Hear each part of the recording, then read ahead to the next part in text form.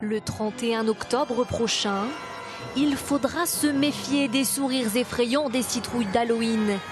Égard aux enfants un peu trop curieux.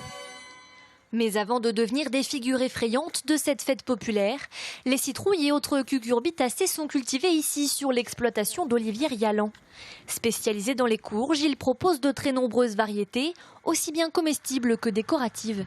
Les courges, c'est une famille de végétaux très large, avec des couleurs très sympathiques, très variées. Il y a du jaune, du blanc, du rouge, du vert, du bleu. Ces coloquintes, elles ont des pustules, des rayures, des formes terribles.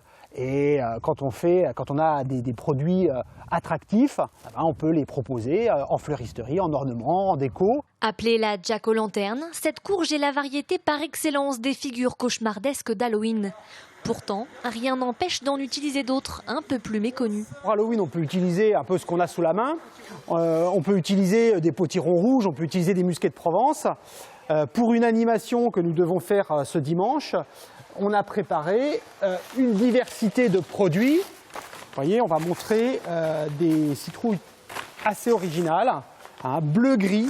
Ça, c'est une variété d'origine italienne qui s'appelle Marina di Chioggia.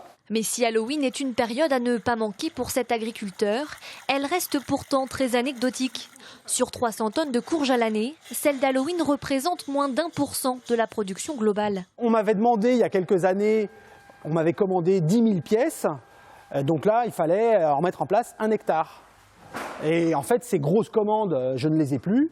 Et mon téléphone ne sonne pas pour en avoir. Donc, il s'en vend moins. Même si Halloween devient d'année en année un peu marginal en France, les fanatiques de cette fête effrayante n'hésiteront pas à se déguiser le soir du 31 octobre ou à déposer une citrouille creusée sur leur appui de fenêtre.